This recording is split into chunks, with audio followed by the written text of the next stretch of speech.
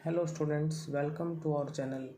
Students, आज हम सामाजिक विज्ञान कक्षा 8 कार्य पुस्तिका के अंतर्गत सामाजिक एवं राजनीतिक जीवन 3 के अंतर्गत फर्स्ट चैप्टर करेंगे। वो है भारतीय संविधान।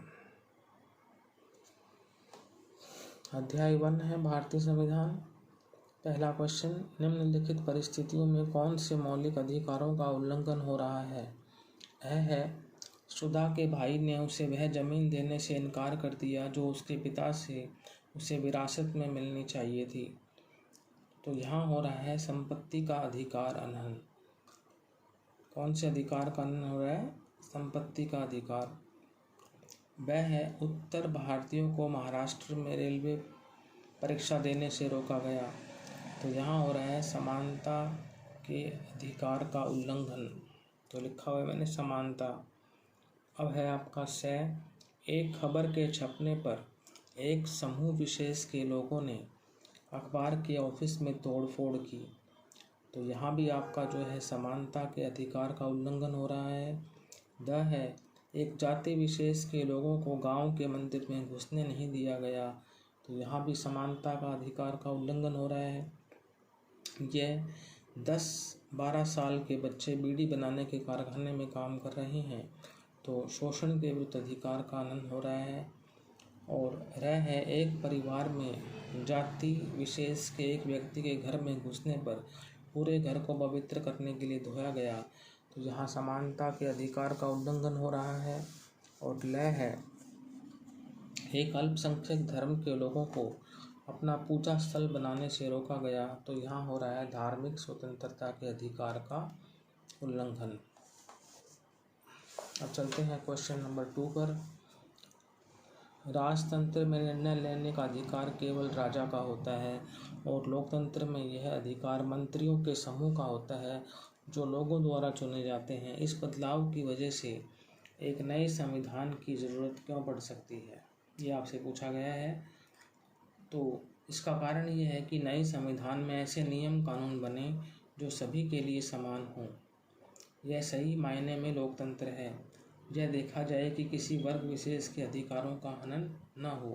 तो इस बदलाव की वजह से जो है एक नए संविधान की ज़रूरत जो है पड़ सकती है। तो ये आपका आंसर है 2 का। अब थर्ड है, संविधान यह बताता है कि हमारे समाज का मूलभूत स्वरूप क्या हो। समाज में रहने वाले लोगों के बीच रिश्ते समाज के इस स्वरूप का एक महत्वपूर्ण हिस्सा है। संविधान लोगों को कुछ मौलिक अधिकार देता है जो इन रिश्तों को परिभाषित करने में मदद करते हैं। उदाहरण के लिए, संविधान लोगों को स्वतंत्रता का अधिकार देता है। इस अधिकार के अंतर्गत यह अपेक्षा की जाती है कि जब कोई व्यक्ति व्यवसाय के लिए या भ्रमण करने के लिए अपने राज्य से दूसरे राज्य जाएगा या किसी दूसरे राज्य में संपत्ति खरीदेगा तो दूसरे राज्य के लोग उसे प्रताड़ित नहीं करेंगे। इसी तरह यह अधिकार एक और अपेक्षा करता है कि जब एक समूह दूसरे समूह के विचारों से मेल नहीं खाएगा तो दोनों समूह इस मतभेद के बारे में शांतिपूर्ण तरीके से किसी सभा या गोष्ठी में चर्चा कर पाएंगे।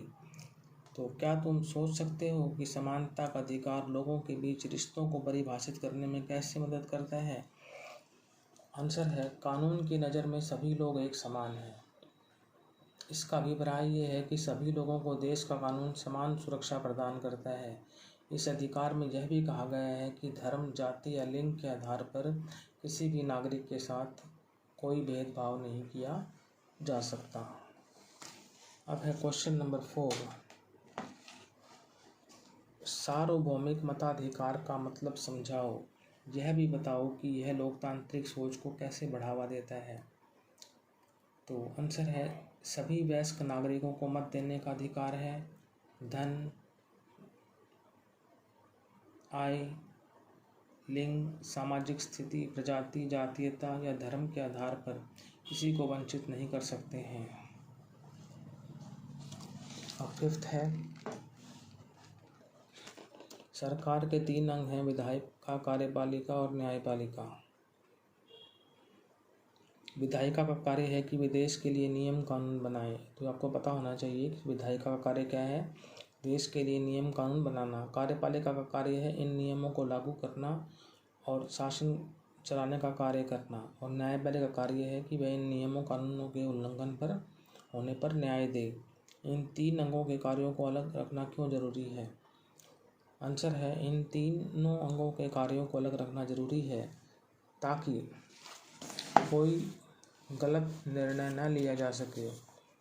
यदि ले भी लिया जाए तो उसे सही करने के लिए न्यायपालिका में अपील कर सकते हैं। क्वेश्चन 6 है, संघवाद भारत के संविधान का एक मुख्य लक्षण है।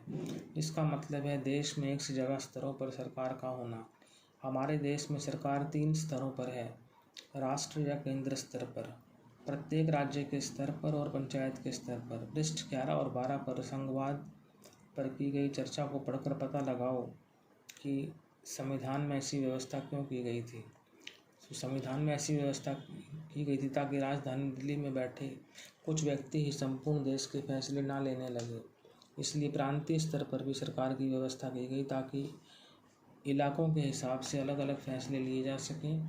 भारत के सभी राज्यों को राज्य सूची के विषयों पर फैसले लेने का अधिकार है। अब है आपका क्वेश्चन नंबर 7। भारतीय संविधान को लिखते समय इस बात का ध्यान रखा गया कि भारत में अनेक धर्मों, भाषाओं और संस्कृतियों के लोग रहते हैं। संविधान को लिखते समय और किन किन बातों का ध्यान रखा गया? पाठ के पृष्ठ 11 के पहले 2 पैराग्राफ को पढ़कर इस सवाल का उत्तर ढूंढो। तो सार्वभौमिक मताधिकार का प्रयोग किया गया ताकि धर्म, भाषा एवं संस्कृति के नाम से किसी के साथ कोई भेदभाव न हो। सभी धर्म, भाषा एवं जाति के लोगों को समान अधिकार मिले। अब क्वेश्चन नंबर 8 है, अगर किसी नागरिक को लगता है कि उसके मौलिक अधिकारों का उल्लंघन हो रहा है तो वह किस अधिकार के अंतर्गत अदालत जा सकता है? वो मौलिक अधिकार हनन के अंतर्गत अदालत जा सकता है। 9th है, कौन सा मौलिक अधिकार अल्पसंख्यक समाजों के अधिकारों की रक्षा करता है? वो है सांस्कृतिक एवं शैक्षणिक अधिकार, कल्चरल एंड एजुकेशनल राइट।